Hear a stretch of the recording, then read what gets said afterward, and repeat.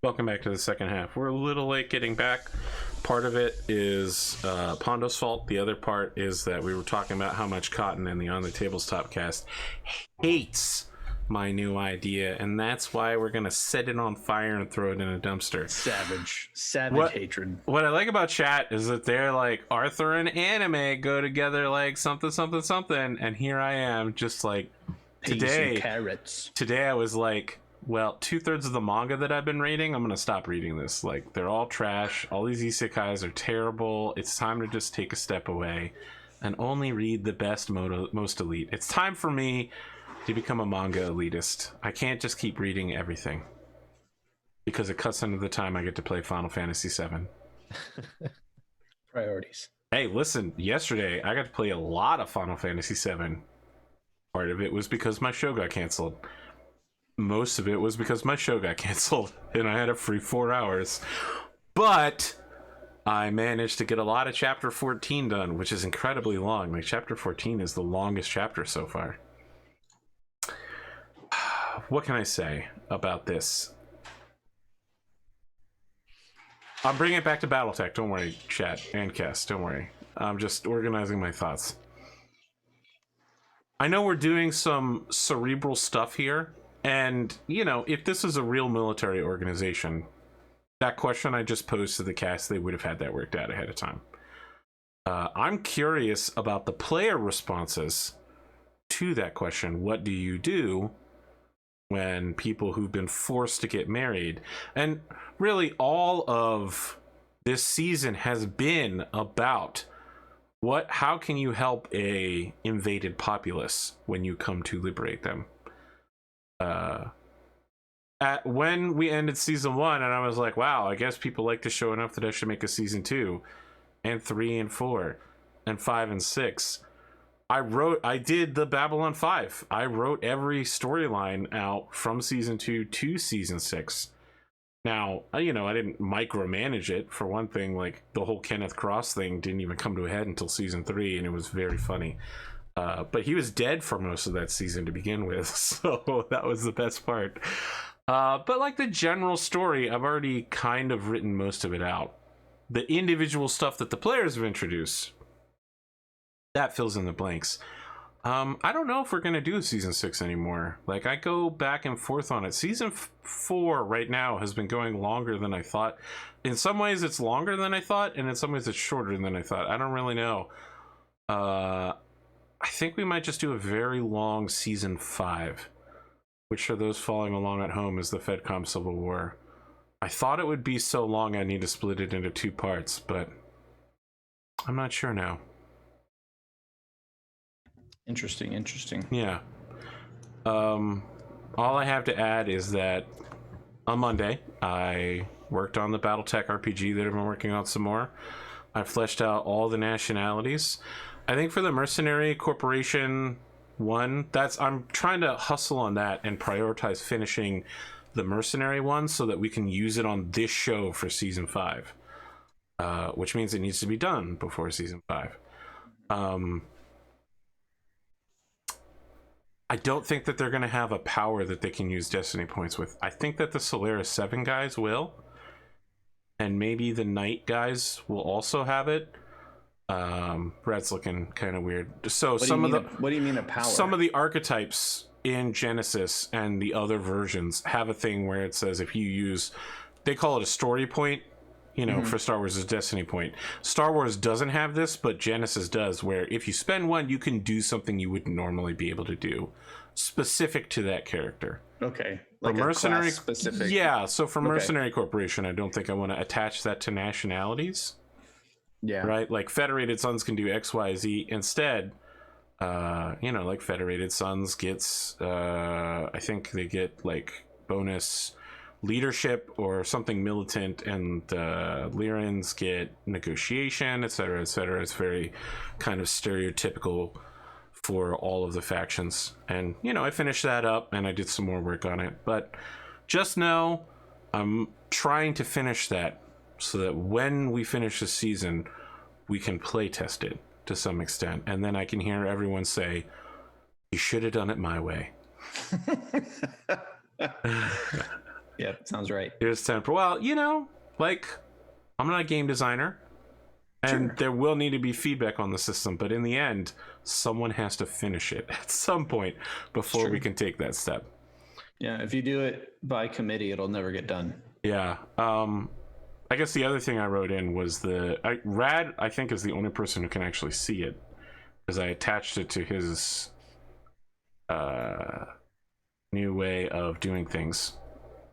Whatchamacallit? I attached it to his work in progress mech sheet thing, or little template thing, which reminds me, you asked me a question about that and I completely forgot it. My question was, can you change the right side gray things to also be flippable between passive and active? And how do I create lines between those things? But if you open it up, you can see I also did the debt system, which is like obligation for Star Wars. What debts you take on as a mercenary company for each character before the game begins. Okay, I see company debt. Yep. What do you want to flip? Where it says ranks? The gray boxes, right-hand sides of the specialization tree.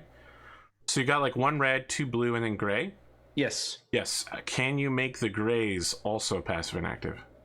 So I can do 4x5 layouts just like Star Wars. Yes. I don't know why they're not. Okay, I don't know why either, but I can fix it. Yeah, they just need the little arrows. Yeah. And the other thing is, how do I make physical links between these sheets? Physical links between them. You know, to indicate this leads to here, this leads to here, this leads to here. Arrows, basically. Oh. Yep. Cha-cha-cha-cha-cha-cha. You're gonna do some dark magic? Like on the War Dog tab? Yeah, sure. War Dog tab. Is that what you're talking about? Like where the lines that connect them? Yeah, I don't know how to make those lines. I don't want to mess up your beautiful... You want me to tell you right now, or you want me to tell you off stream? Let's do it off stream. We still have a show to run here. Cool. All right. Yep. You can even just put it in the Battletech Discord chat. And I'll pick it up later.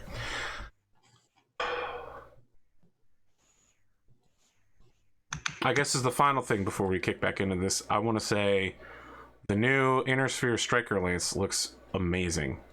That I don't know if you guys have seen the models from the Kickstarter, but that Jenner looks so good. I'm 100% down with it. You know me, I may be the biggest Jenner fan in the entire Battletech community, and that is a big community. No one has blown up as many Jenners as the pilot as I have. Plenty of people may have killed as many Jenners,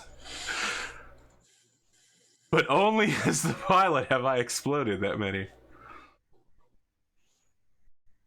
What do we do next? I don't know how the second half of this session goes. We've had some deep, complex ethical questions. You're kind of bereft of your next overall objective, so I'm curious as to how you guys handle the next morning. I feel like we're maybe in a little bit of a holding pattern, waiting to see, right? Like we have our eyes and ears to the ground. We're trying to...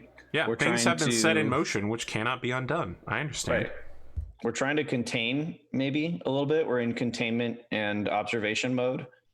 So if there's any way for us to put assets around or near the conflict zone. There are, however, I would point out that they will always be at risk of aerospace strike. Right? Like you can have one of your yellow jackets tail as stealthily as possible the clan military formation. Like Smokescreen is still out there shepherding the artillery strike all night long. And he can try to locate the clan military forces in the town. But anywhere he goes, he is, like an eagle snatching a hawk. Some very large aerospace craft from above him can take him out in one shot. So the type of intel I'm interested in is, can we begin to, not literally, but data wise, can we begin to paint targets and suss out who's on what side, right? Like we want to begin to build a profile on which. So you want your intelligence department to be like, these units are acting in tandem and they've opposed these forces. Okay. I want to start assigning forces like values that are like, all right, this is enemy force Alpha, this is enemy force Bravo. Like I want to begin to determine what the battle strength is of each opposing clan faction, or if they're a third, like, because I want to be able to tell if they're a third faction. Like, I want to try and build an information net on what they're doing.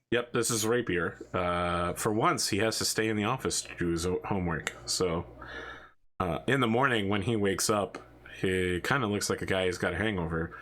And he waves to you as he heads over to his station and begins processing reports from all his subordinates and, assigning fancy code word names to different forces. Like one is Dancing Bear, one is Fancy Bear. And why is it always something bear? it's a reference to Russian hacker groups. Don't worry about it. Look, man, if I couldn't make consistent references that no one is ever going to get except that one guy on YouTube 2 years later, then I would not be doing my job. Where they're like, oh my God, did you just reference X? And I'm like, yes, thank you. I'm glad someone got it.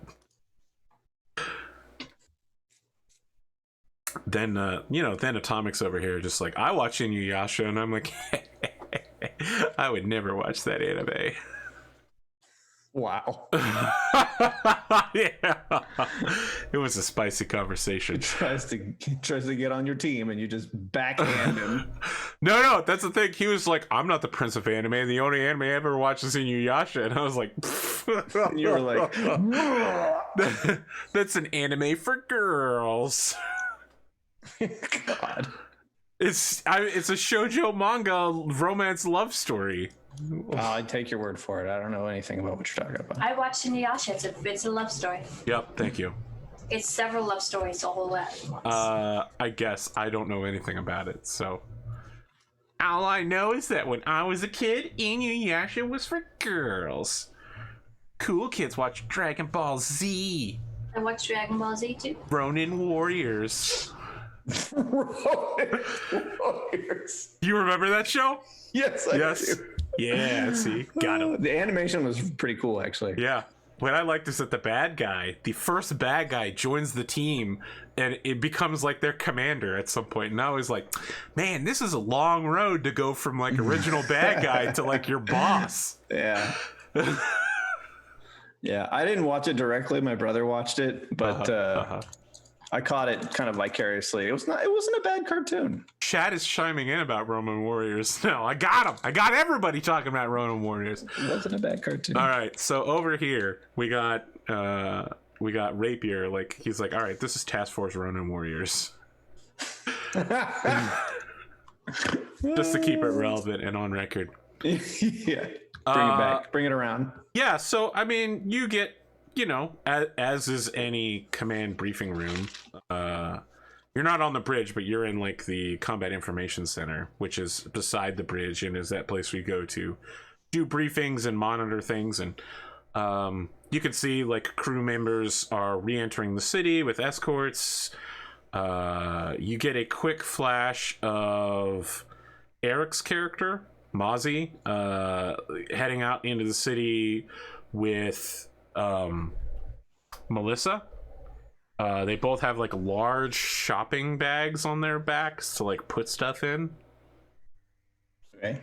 They also both have large rifles for protection, because you've given orders. Everybody needs to be armed when they go out in the city with escorts. Yeah. Everything seems fine. Sergeant Major Eva Anastasi stops next to you and like puts a book down and says, sir? Oh, me? No, Heavy 7. Oh, yes. I was asked to deliver this to you. Well, okay, I look at it. What is it?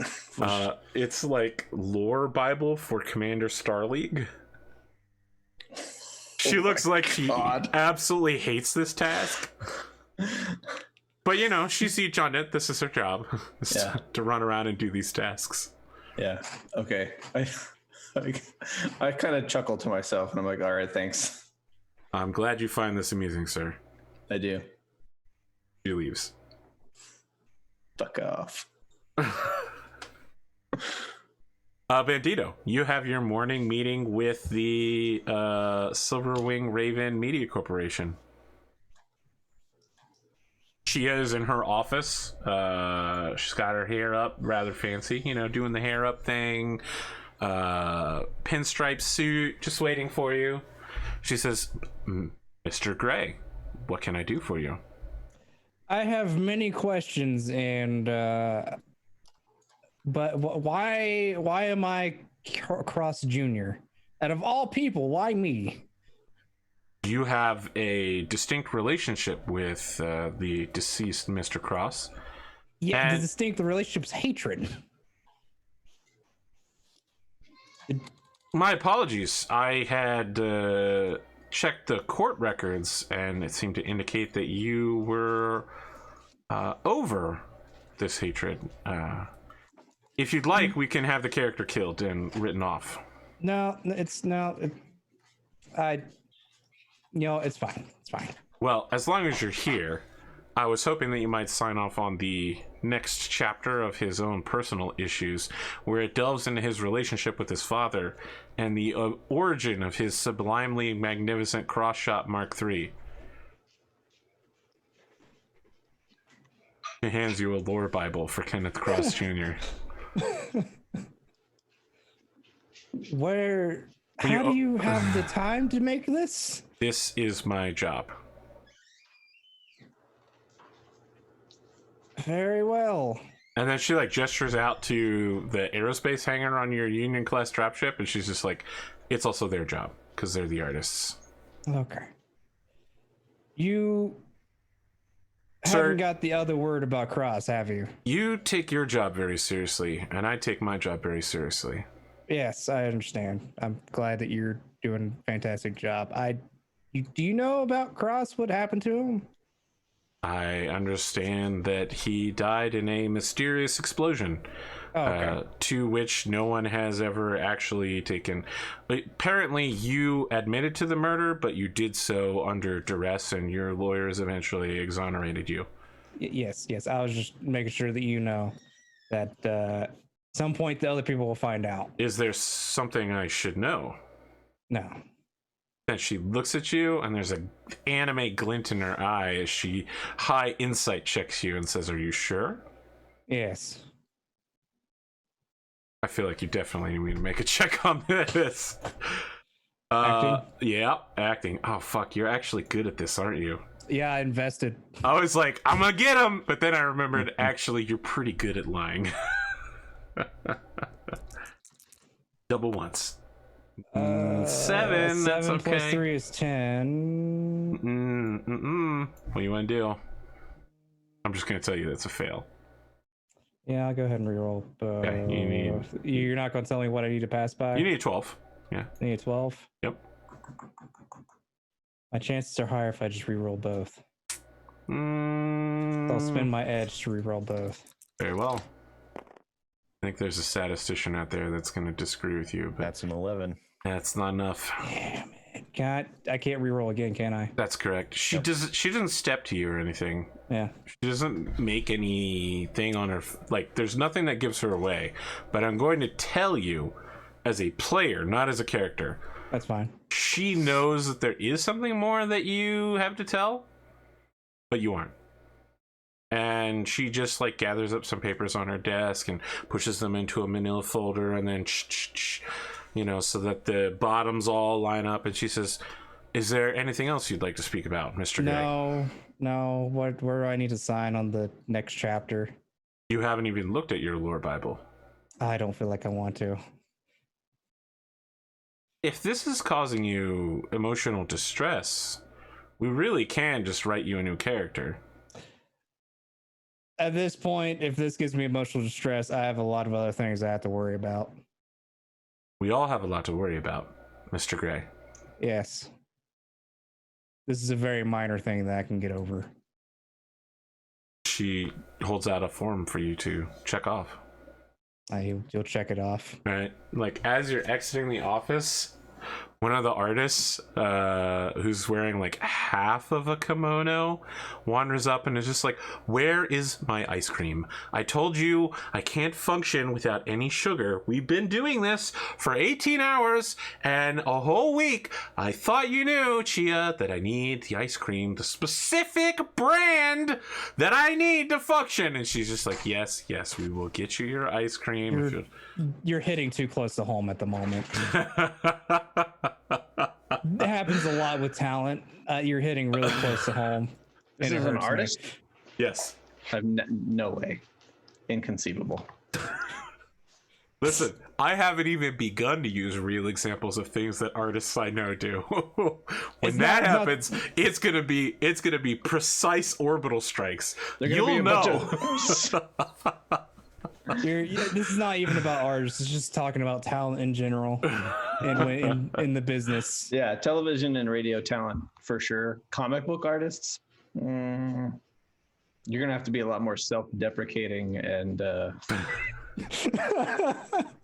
masochistic. Listen, Rad. If I get any more self-deprecating, Esper's gonna show up in chat and just be like, "Stop! Just stop!" Whatever happened to them? They're still around. They haven't commentated in a while, but they still post in general chat from time to time. Now that we've said something, we will awaken the dragon, you know. Yeah, tomorrow. Like I probably said something that irritated somebody and they left. No, I think that's always my initial assumptions. I think they got busy Thursday nights now with work, essentially. Yeah, I mean, that's I happening. was the only one that pissed other people off. No, Sid, Hey, no. get in line. You're definitely not the only one. Let me be very clear about that. Oh my God, Sid. I love that last night you and Rachel showed up and Rachel was like, oh my gosh, Eric Vulgaris, he's so wholesome. I love him. And I'm just like, did she just adopt Eric? Like, is he her son she tends now? to do that, yeah. Oh my God.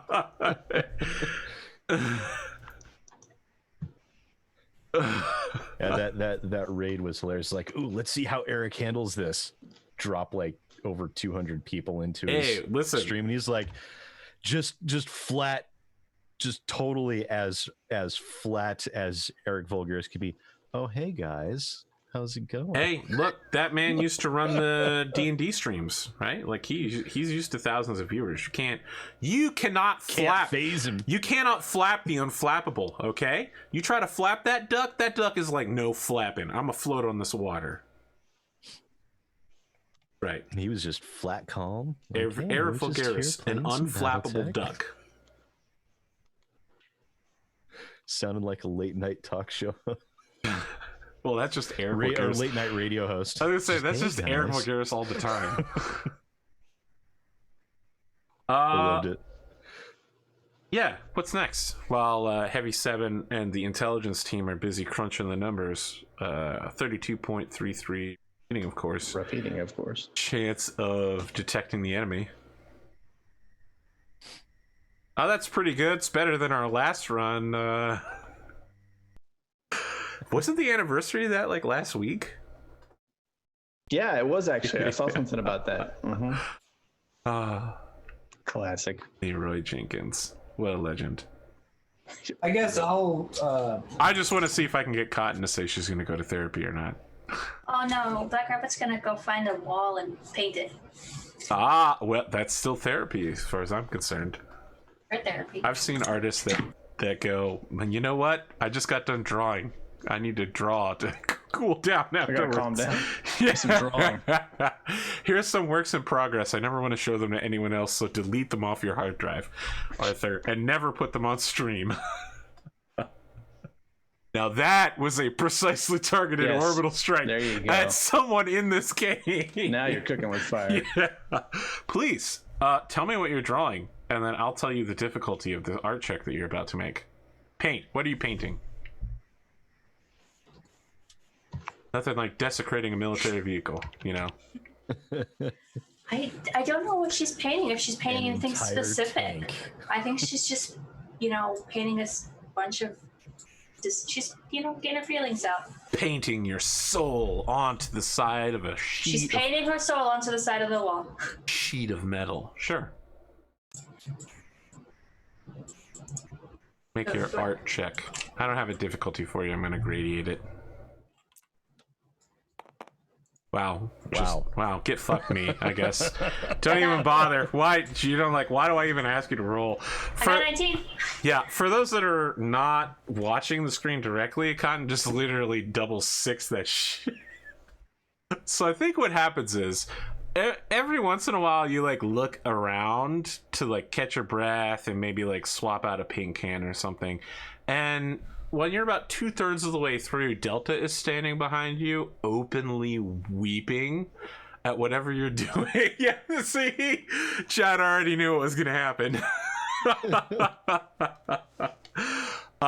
And as it goes on, like Pallavi Crossroads, the next time you look back, is there.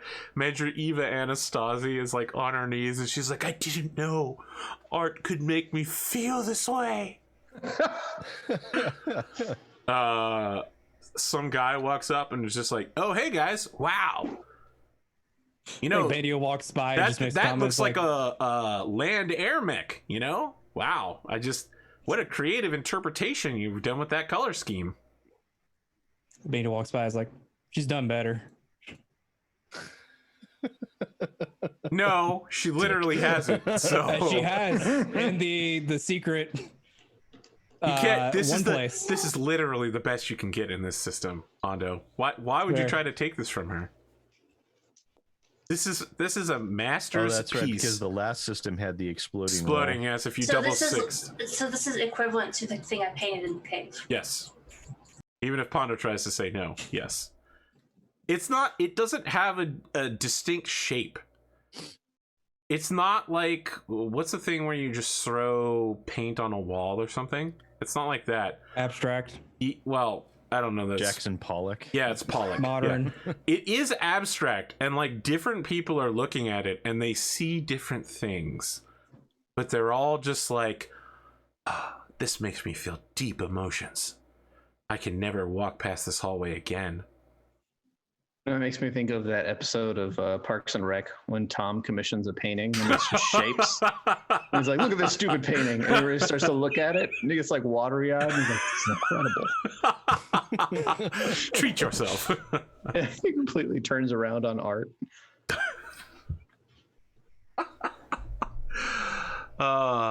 Yeah, listen, incredible. I do love the idea that the one that the version that Bandito sees is in fact he sees Kenneth Cross in the painting. He's rage. Holding a baby with Bandito's face on it. Like, not that, it's just Kenneth Cross. I feel like when people gaze upon this painting, they look upon it and they see something deep that matters a lot to them. Cotton has drawn like something psychological that draws out the inner soul. Rage. And then at some point you're done. Harridan walks by and just looks up at it. Huh. And keeps walking. Harridan's like, huh. Why is the wall blank even though she's painting? Who installed this mirror? I feel like Billy might say that. No, that's exactly. Billy's just like, oh hey, wow, Selena, what incredible painting of me that you've done. I didn't know that you could capture me so well. And he just keeps going along, but every few steps he turns back and he's just like, Jesus. Oh god, I love the idea that this is right across from Bandito's quarters. So every day when he walks out, he has to see Kenneth Cross. Just immediate rage. He'll see it forever. This art is the essence of Sleemow. It's like it's printed on the inside of his eyelids whenever he closes his eyes at night.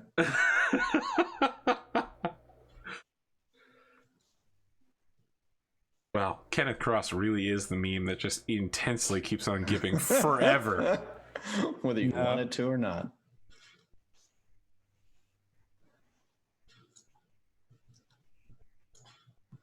Okay, what's next? The next day, you see like 10 people with the Kenneth Cross. So you want to learn how to paint? Yes. I don't know Wait, that what? they make that for mercenary units. That doesn't sound like a fundamentally military skill.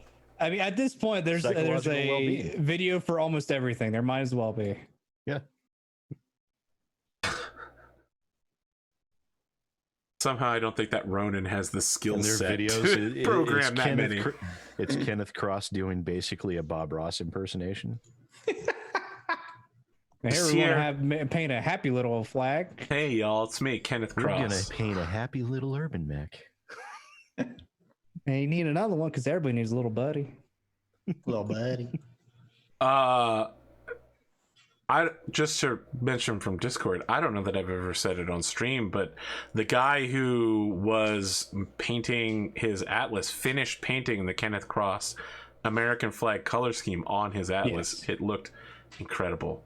Nice. I was so happy for it. I just want to make sure to mention it on stream because they said it in Discord, but there are people that watch the show that never go to Discord.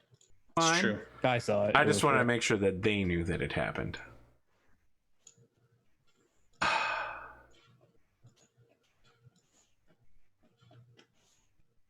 Yeah, I tell you, Sid, I was 100% sure that at some point in the season I would kill Blake Marsden. And now that he's alive, I don't know what to do with the storyline. Actually, I kind of thought that you might kill him at some point, just like when no one else is looking. Just get rid of the problem. I mean, there was that possibility, except you had him driving each and every time. I know. And, That was I can't intentional. kill the driver. That would know. be very bad. Very intentional. Could have I've just done it pushed in him out of the 40K. VTOL and be like, whoops, accident. What do you mean? I did it in 40K. Shot the pilot. 40K is very different than Yeah. Battletech. People hold you Yeah. accountable for murder in this Just universe. because you've done it doesn't mean you should have. Wow, Cotton here breaking down the ethics of the situation. He saw corruption. I had to purge corruption. He's Besides, I have to make like I'm playing nice with Lyran Intelligence. So for now.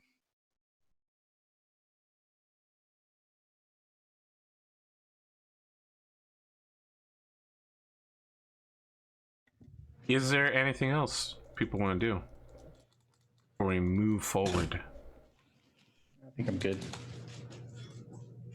Yeah, I think I'm good. Just dealing with the administrative stuff. I Candida? tried to look into the Smoke Jaguar situation.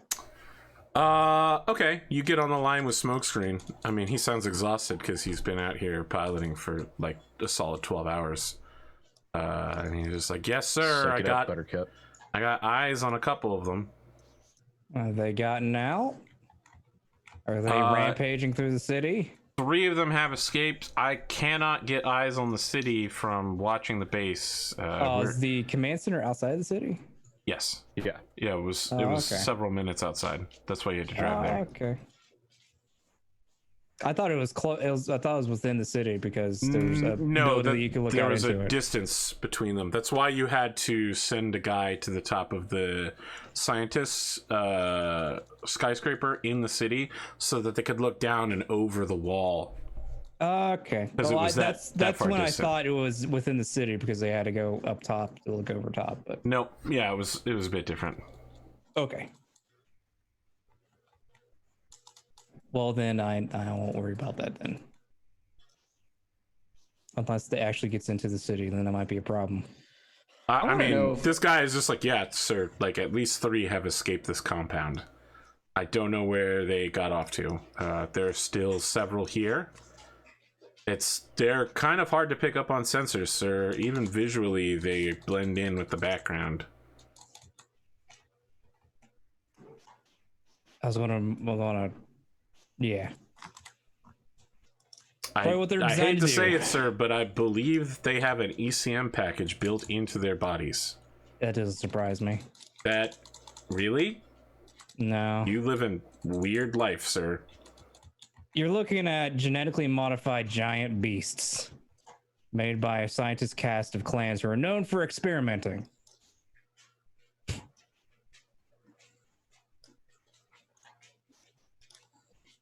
I would be surprised if there's not an AC-20 packed in that thing somewhere.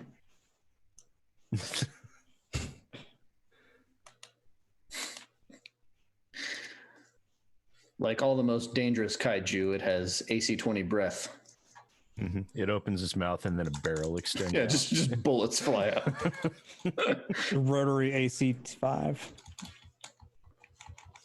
All right, just now that's a scaling breath weapon, Dragonborn. Take notes. Get it right next time. Wow.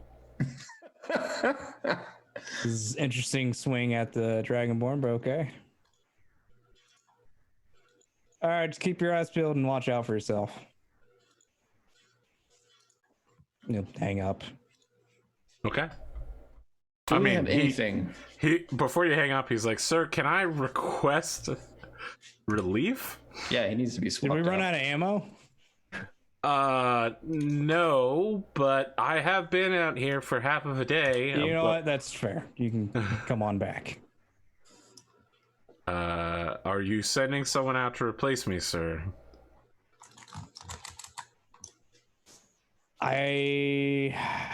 Hold on. I'll let you know if there's someone coming out to replace you. Oh, hang up. Do we really need to keep lobbing things into this? How does the mech bay look there? They are deeply through it, but they haven't collapsed it yet. Like they've cleared out the earth and they've started. I mean, look, I don't know if you know this, but Earth is pretty resistant to artillery impacts. It takes a while to dig through it by lobbing enormous bombs at it. I figured we dig through the building by now, though. It has cleared off all of the earth on the top, and it's starting to work its way through the armor plating. But of course, it's like Battlemech armor, so take several direct hits. All right, well, I'll have someone sent out there to replace him, so you can come back, get some rest. Not the Gaelic guy.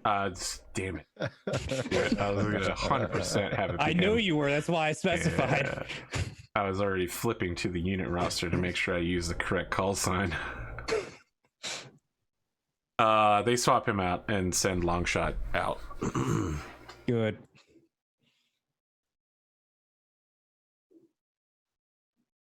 Sid, you have a meeting that has been added to your schedule suddenly by your adjutant to meet with the head of the local militia forces, the 8th Albiero Militia, Lieutenant Darius Gladen Bigglesby Van Dorn.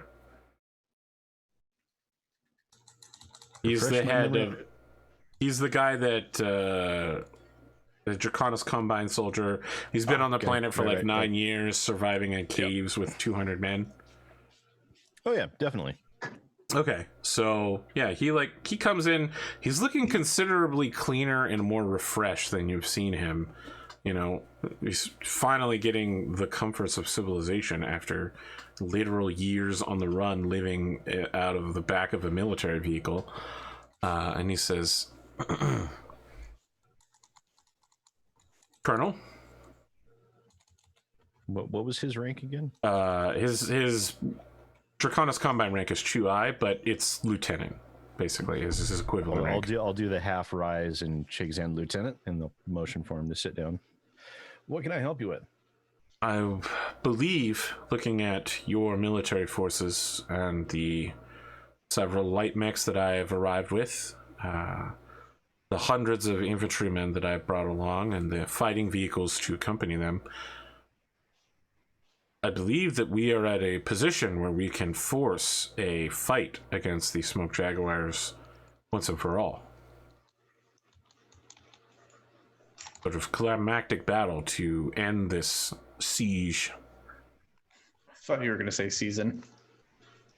Wow. No, listen, this season is nowhere near over. You guys have a whole another 2 planets to go conquer before the season ends. Oh boy. Wow, it would be. I did open this game up by saying now it's time for the vehicle section, but no, I don't always be that meta. I was coming to a similar conclusion myself. Realized when we first started out here, when we landed, that the clanners were greatly numerically superior. However, the numbers have shifted. Our original orders were to hold station, but I'm not willing to put the civilians in even greater danger by allowing the remaining clan forces to remain on planet if we can do something about it. You need to roll a deception check? No? Just asking. I mean, you are the guy that wanted to release the smoke jaguars into the civilian population. Yeah, but then I killed it on my leadership check, so... That's true. You did. I'm convinced. All right, I was asking clinically. Let's put it that way. No, you're good then. That's a fair ask.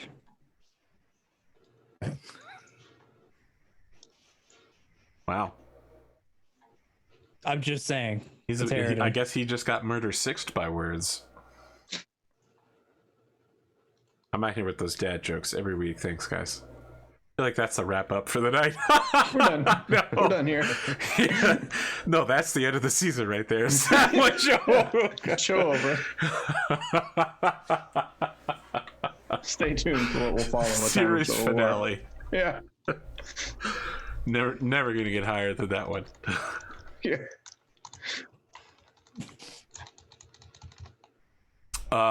Yeah, so he like says it is simply picking the time and place as the dragon wills it to have this battle. I prefer sooner rather than... I would normally say I'd prefer sooner rather than later, but it appears that they're fighting amongst themselves right now, and it might be a better idea to hold off and let them whittle their own forces down first. Very well.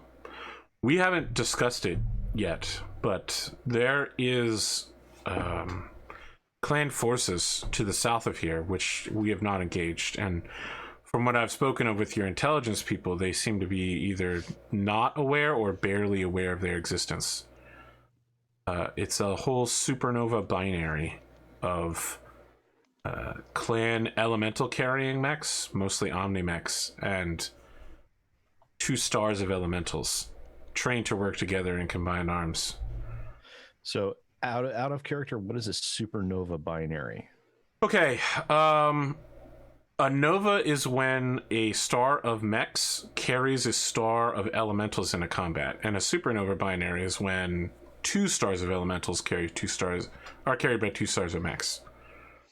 It's basically like twice as powerful as normal, right? But only insofar as the elementals have to be taken into short-range combat, which of course means they can be shot off the mechs. But the mechs are trained specifically to carry elementals into combat. Gotcha. So they tend to be either very large mechs or very small mechs capable of surviving hits or getting them there as quickly as possible. And they have extra armor because the elementals. That's a fucked up way of thinking about it, but yeah. That's the tactical way of thinking about it, because apparently isn't it like a 1 in 3? I like suddenly believe that you are not very popular among the special forces of your unit. I don't see any of them hanging off of your avatar anytime soon. I didn't think I was in this scenario. I was just making a comment out. Oh no, I'm just thinking that you probably have let on to such a cruel attitude at some point. No. It sounds like something I would say, but you know. But yes. Do we know what size these mechs are? I'm uncertain. I've mostly operated here in the north. However, if this group is essentially untouched, now might be in the chaos, a great time to ambush them. I would agree. It would take multiple lances to do it. If I may suggest a plan. I know you have several aircraft, but what you also have is a jump ship. Yes. My understanding is that the jump ship still has several weather balloons that it can launch to drop messages onto the planet safely without its location being able to be detected. We also, if I recall, we have no way to safely communicate with our jump ship. We can send to them, they just can't send back to us. I think we should send a encrypted communication requesting a visual sweep and any sensor data that they can provide of the target location. If they can give us something of, I mean, I have maps of how the South looks, but they are years old. Who knows what clan, you know, perfidiousness has changed. And of course, if we can get direct eyes on their base and their mechs and their elementals, we could send in yellow jackets. We can drop heavy objects with the VTOL, the Karnov heavy lifters. We can, of course, attack directly with mechs and our infantry. Take their barracks. At the very least, seeing what's there would be a necessary first step. I would agree. So he stands up and says, permission to be dismissed. Very good. Thank you, Colonel. And I'll open up a comm to the bridge. Yep. Melissa's not there, so it's the pilot, and the pilot is just like, this is the officer of the deck. What can I do for you, sir? We need to send an encrypted communique to the jump ship requesting a scan of the coordinates that I'm sending you now. And they will need to be sending this information to us, as much information as they can gather by weather balloon. How can I impress Rad with my wit? Understood, sir. We'll have it by next episode. There you go. Got a minimum level effort. Just the right amount of meta.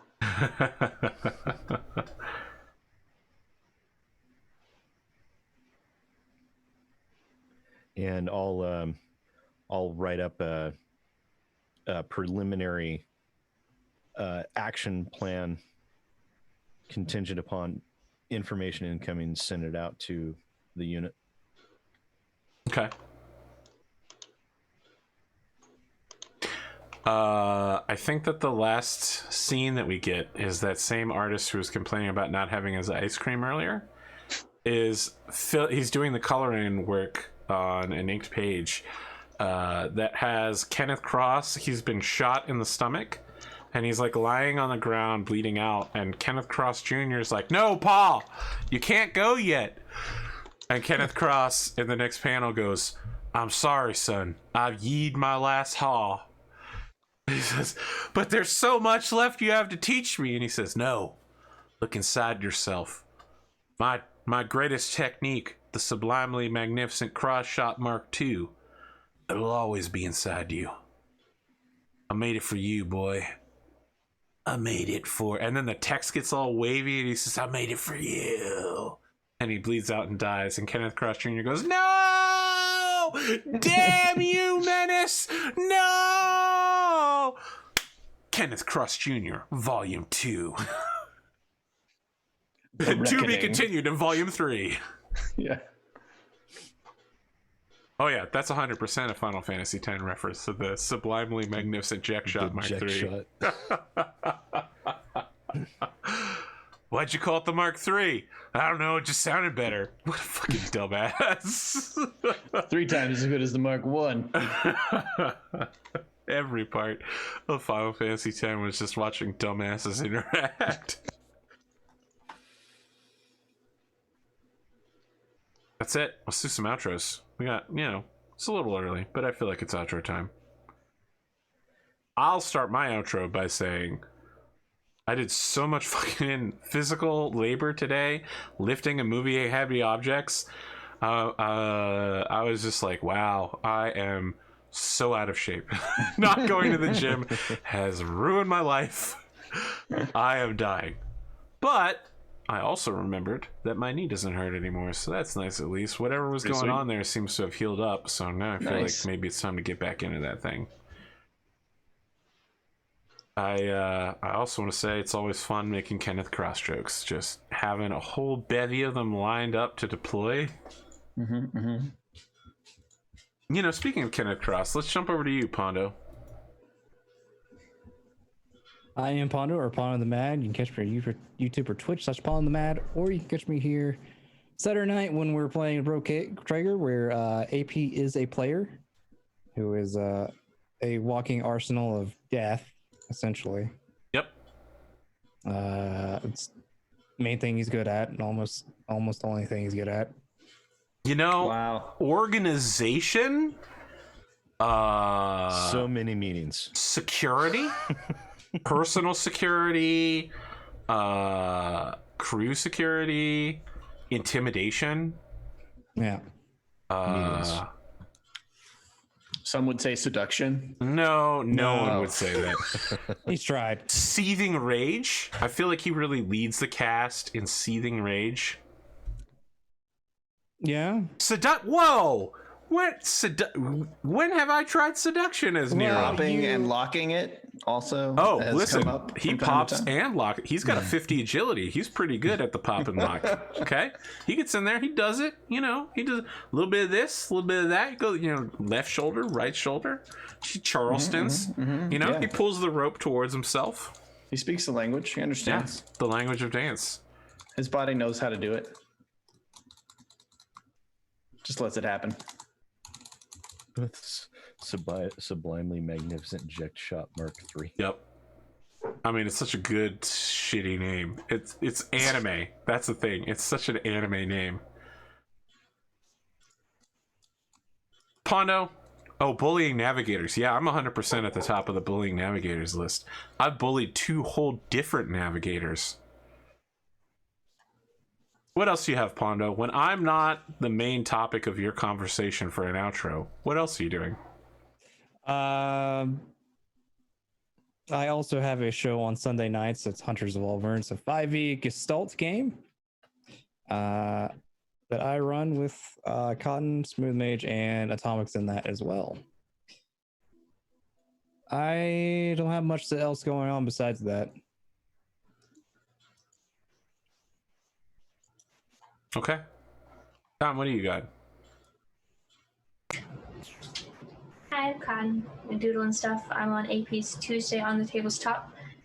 Thursday Battletech, obviously, and Pondothemad's Gestalt game, Hunters of Auburn. So like that. Sid, what do you got? Wow, this is a really, really short introduction.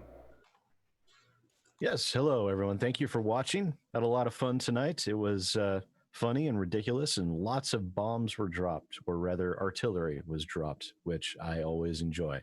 I'll be back here on Saturday with everybody else for Warhammer 40K, and we'll see what I can do there with my Psyker powers, and hopefully not get possessed by a demon and get killed by AP's character, who's wanting to make sure that he kills me. He just wants to make sure that you're killed in a way that you look, want. I want to make sure that your passing goes remarked and that it is as true to your cultural norms as possible. When you go insane and begin trying to kill all of us, I just want to make sure that at your funeral we're not like, wow, he got shot in the head by a rocket. There will be nothing left of him. Thankfully, I took that ability that helps me mitigate the potentials of perils of the warp. I know, and it's so great to have. It really is. Because that actually came in handy last episode. It did. You seem a good fellow. I would hate to kill you.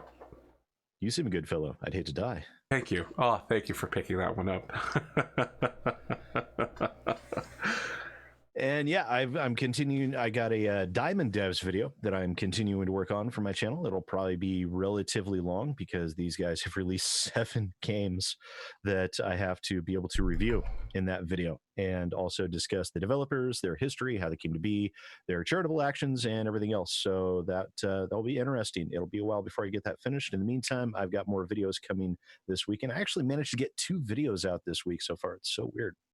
I don't know how that happened. Normally, aren't they both about Naughty Dog? every other week. Yeah. Okay. And there'll probably be another one too, because their DMCA stuff is it is insane. It really is. I don't know what the hell they're thinking. But yeah, that's me. That's what I've got going on, and I'll be back here on Saturday. Very well. Raddosaurus, what do you got? What do I got? I had a good time tonight. It was a good episode. It was a little bit of a heavy hitter for me. It got a little real when I started talking about the realities of being a combat survivor. Yeah. And having to talk somebody through having taken a life. That's something I'm intimately familiar with. Sorry. No, it's fine. There was no way you could have known that. It's not something I talk about. So yeah, that was something. Hopefully I brought something to the table that someone enjoyed or got something out of. Yeah, other than that, yeah, it was a good episode. It was fun. I'm looking forward to getting back to the battle map, hopefully sometime soon. Yeah, I'm excited for what's coming down the line. I don't have a lot going on. I'm fortunate enough to have put in some overtime earlier this week, so I only have like a half day tomorrow, which is pretty nice.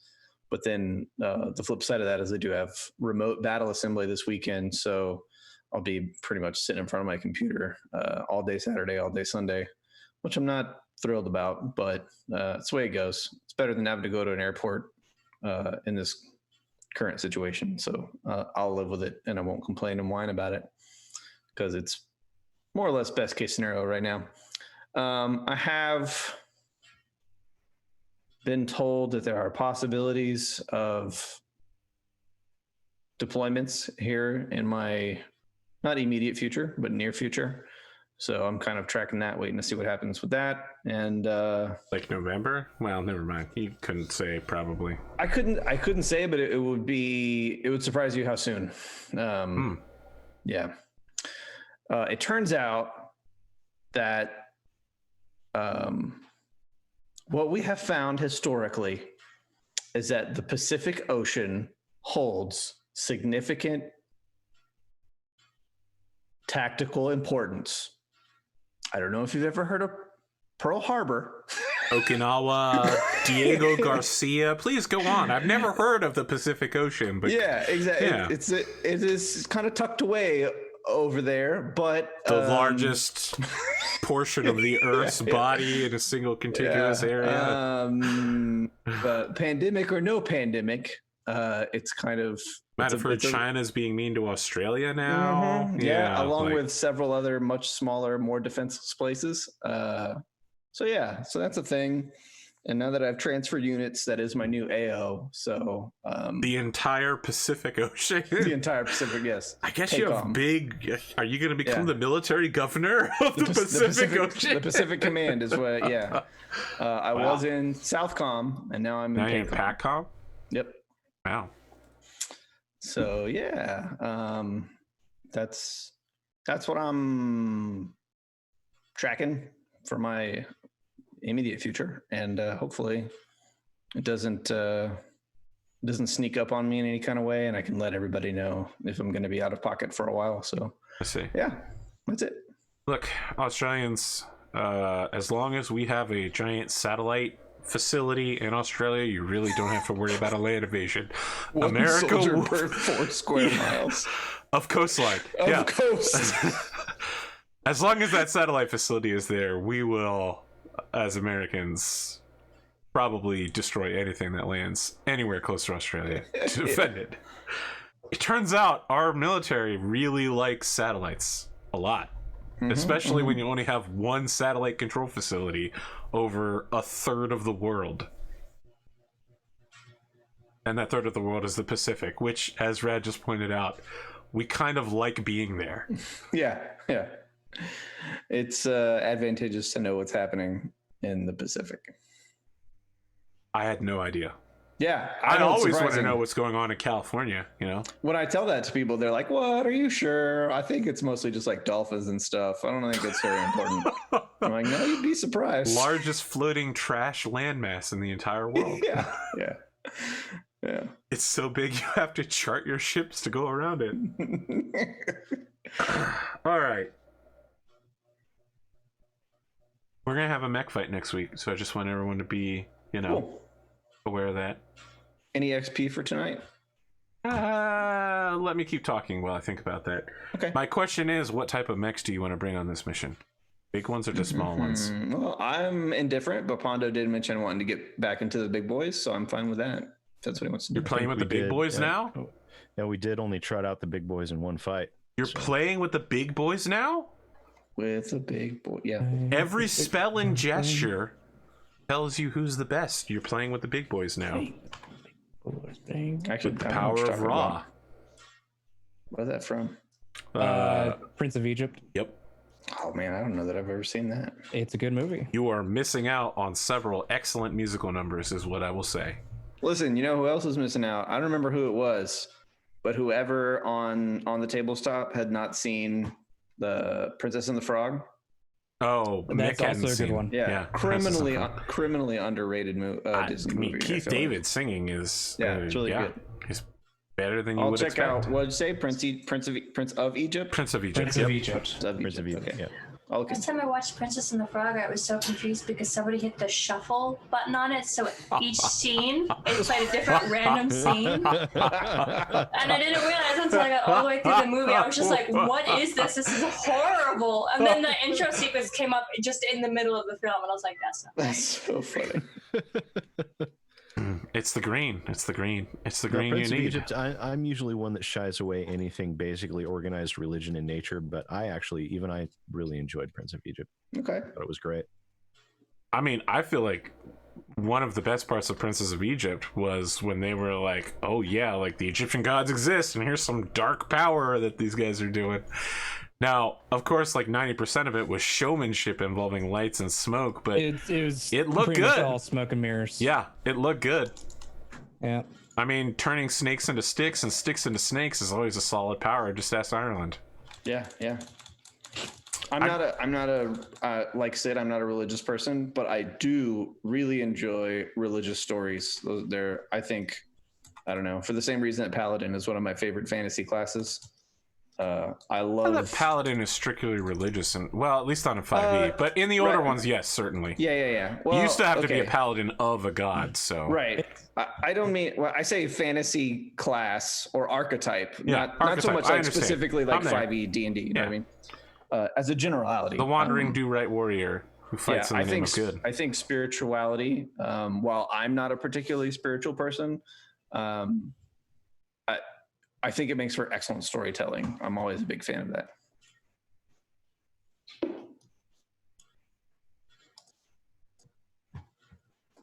Okay. I guess the only thing I have to add is that I guess I'm starting to look into getting an Irish passport. You know, I'm going to be one of those dual citizens now. Wait, what? Yeah. Isn't that two different things? Dual citizenship and a passport? Well, I'm getting the passport by being a citizen of Ireland while also being a citizen of America. But you have to get your dual citizenship first and then you can get an Irish passport? Correct. Okay. I have to go through those steps. And unfortunately, I think that the Irish passport thing, like getting Irish citizenship is closed right now, but I'm trying to be first in line for when it reopens. Cool, man.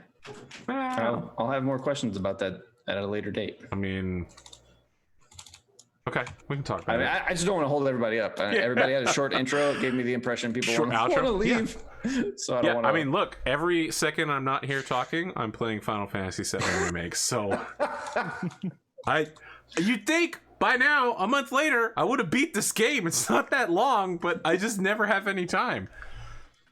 That's it. Yeah. That's my final thing. Any of you got anything? Hello, Cat. Yeah, I don't know about y'all motherfuckers, but Amore has been literally impossible to deal with lately. Like, in the last 2 weeks, she's gone from, oh, you're home a little bit more, to, I am now glued to you every second of the day. If I'm not sinking my fangs and claws into your body, riding you around like a mount, then I'm not doing my job as a cat correctly. She's apparently decided she's a shoulder-mounted cat. Not bad, not bad. No, she heard you talking I wouldn't about be the familiar with that at all. She heard you talking about the shoulder-mounted gun in Warhammer 40k so much that she decided, I can be a shoulder-mounted weapon. I'll show you shoulder-mounted gun. Okay. Should I wait? For what? I mean, you said you were going to show me a shoulder-mounted gun. Oh no, I meant that's what your cat says. And I want to thank everybody that hyped me up by saying, "Is it Thursday yet?" Today, not you counter hype me if you say it on Monday, okay? But when you say it today, it's fine. Do not mock me with my own meme, people of the audience. That's it. Have a good night. We're out. Bye.